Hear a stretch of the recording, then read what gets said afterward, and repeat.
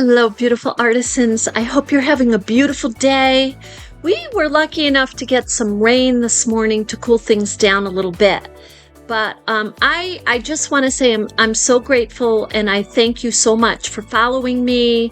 We're up to 1,354 subscribers, and even though I'm not a numbers person like at all, but it does give me great joy that more and more people are following.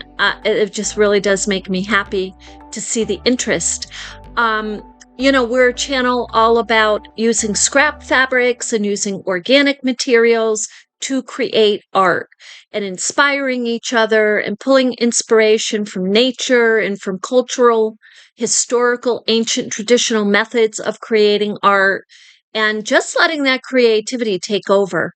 But somebody asked me this morning, and I thank you so much for the question is, what's going on with the bear? Have you finished him?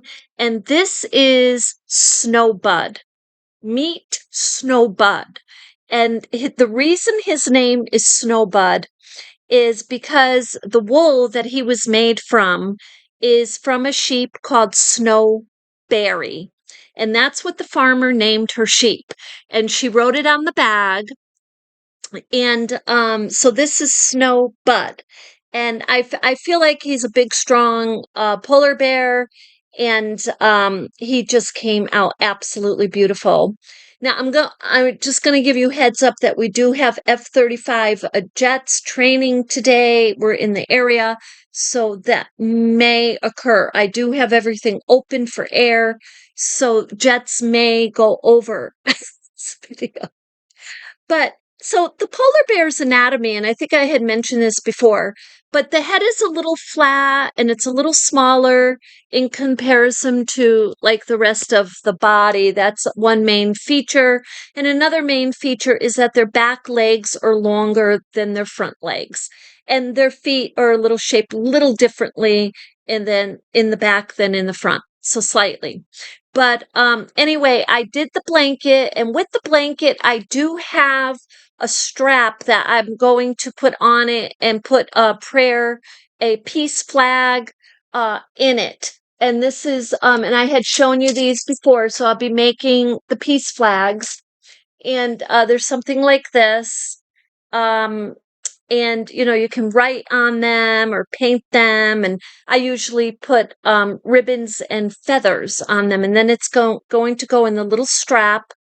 And I did do a little clip of him over on TikTok and on my Instagram, so both of those are Carmella-T, and you should see me pop up. But I did a little clip. I think I put him on Patreon. I got to double check. I was sharing his progress with them. So anyway, this is Snowbud. He will go on the shelf until he's ready, until the display, until I get heads up for the display. So now with that, I want to share with you, I'm not going to go with this fabric for the lining. I was going to, because this is like an all cotton fabric, and it's lovely.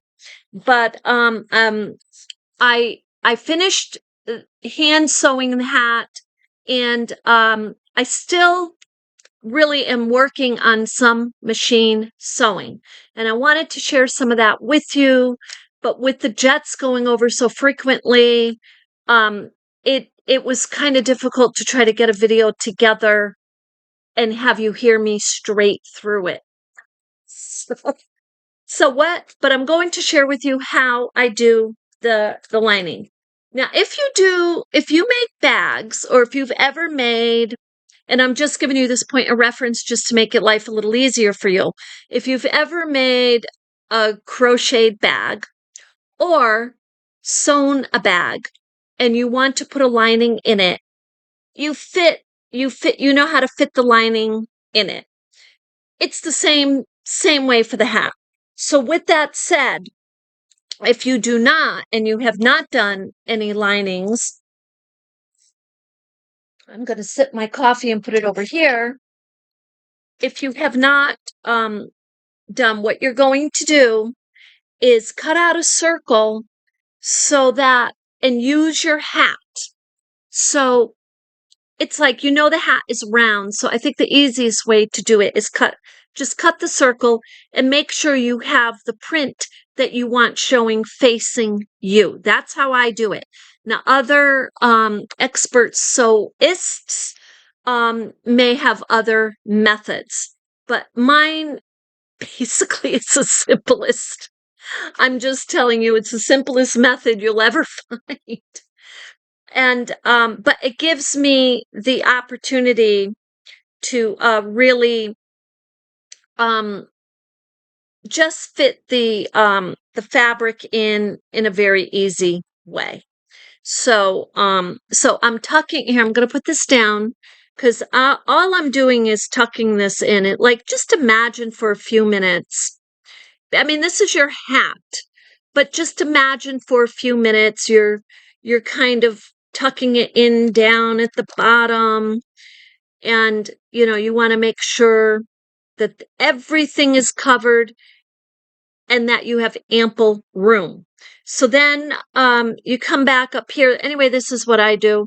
And you just put your pins on the side, and you can put them on the inside or you can put them on the outside, whatever you're comfortable with.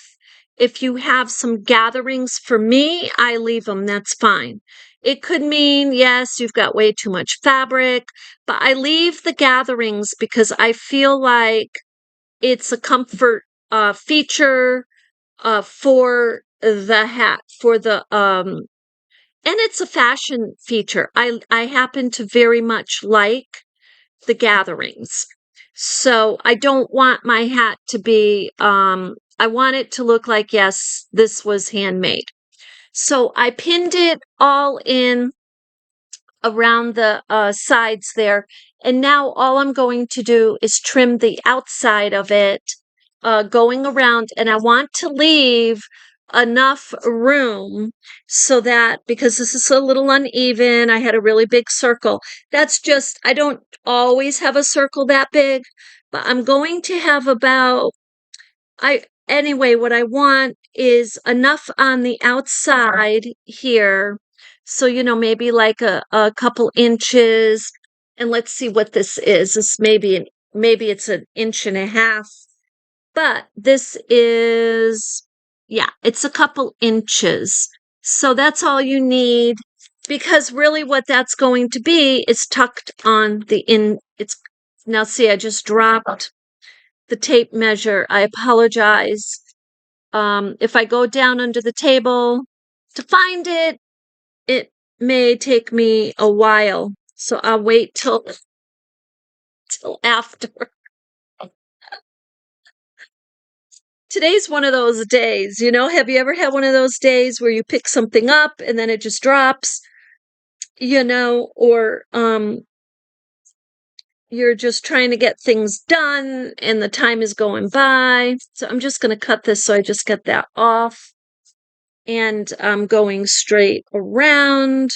Now, if it's not straight, the fact that you're going around and you have at least a couple of inches of fabric excess over the side there, that's super important. That's what you want. You want to make sure you have some excess, because if you cut your hat right up to the brim, then, you have nothing to be tucking under.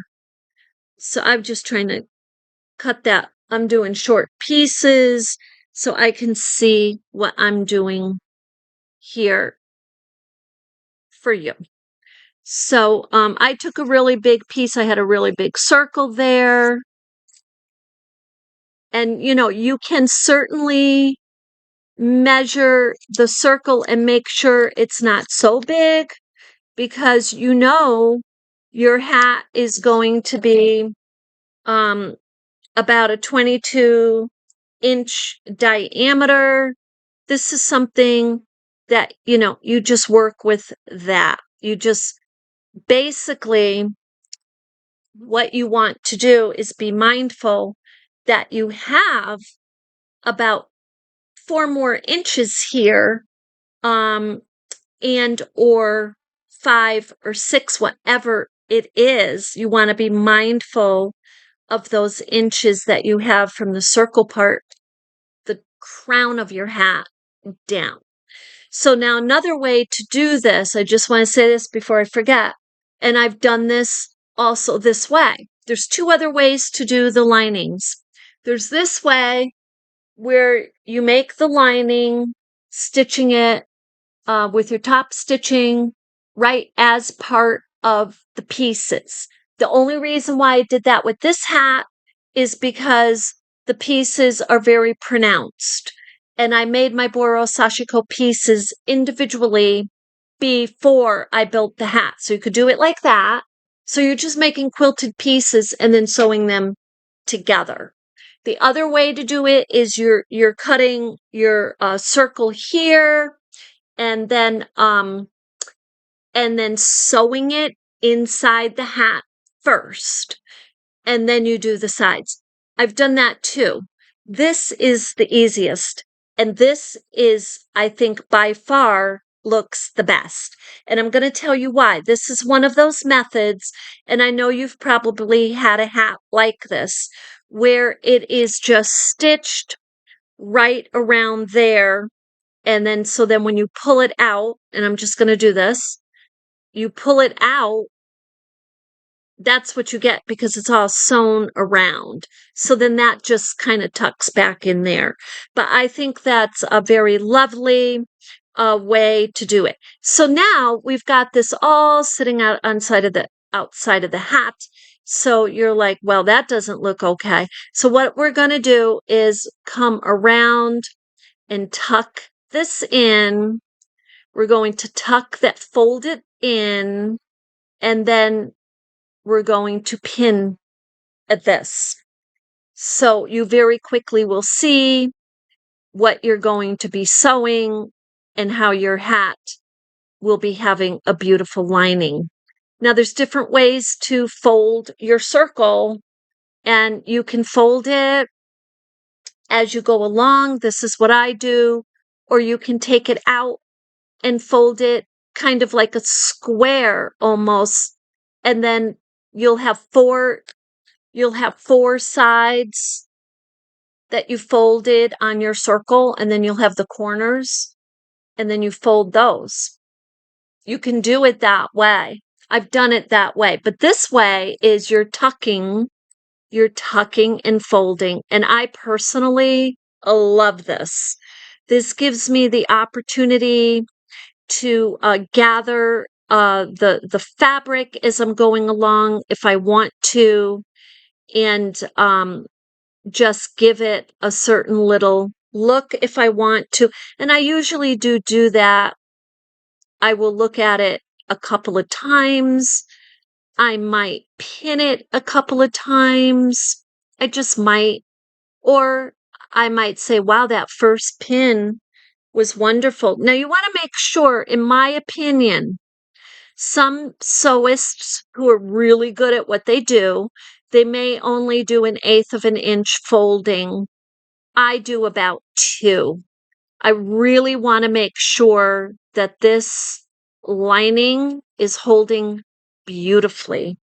I do not, I want to just make sure everything is sewn in really well. So that's why I do it that way. And I'm just pulling the pins out as I go along, and then I'm repinning them on the fold. And you're probably like, well, Carmella, you could have folded it as you went before you even took. For me, doing it this way, it helps me with my orientation of what I am doing.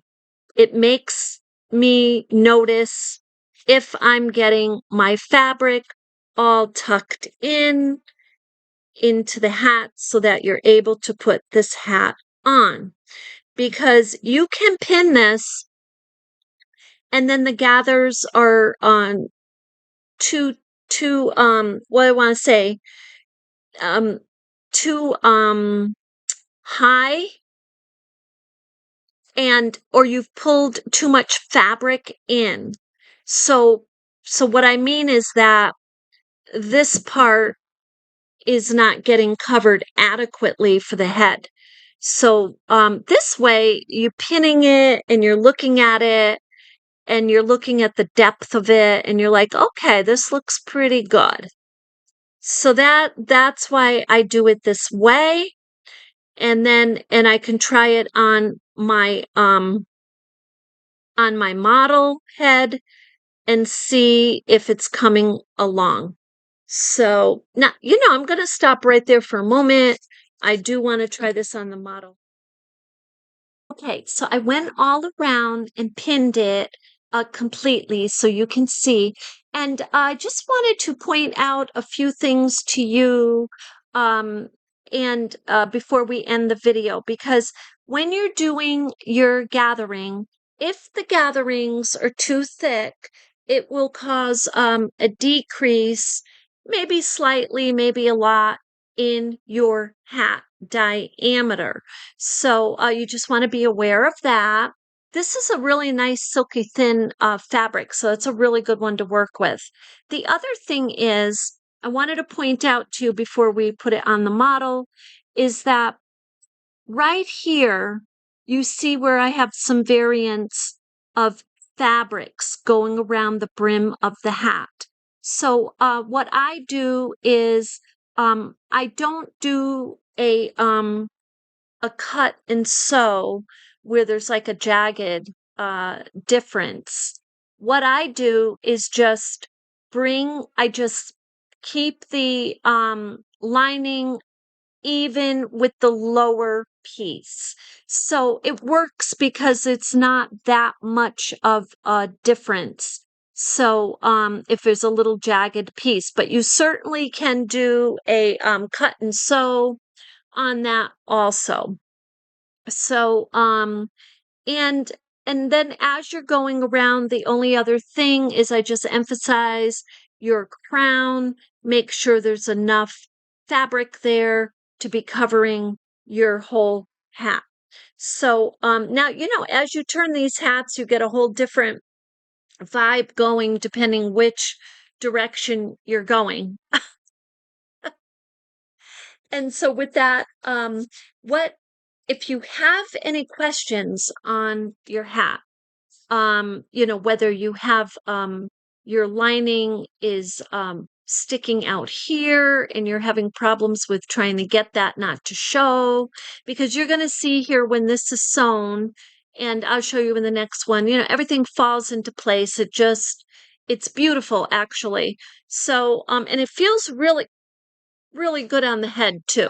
So with that, I just wanted to give you those few little extra tips that when you're gathering your lining around your hat, to just be mindful if there's too much fabric. Be mindful that you're letting the fabric fall and cover the whole inside of the hat so that there's plenty of room for that to fit in the hat. And then when you're sewing up at the brim, if you have jagged edges, what I do is I just go with the lower one. So anyway, with that, I hope that helps, and I hope you have a beautiful day, and thank you so much for being with me.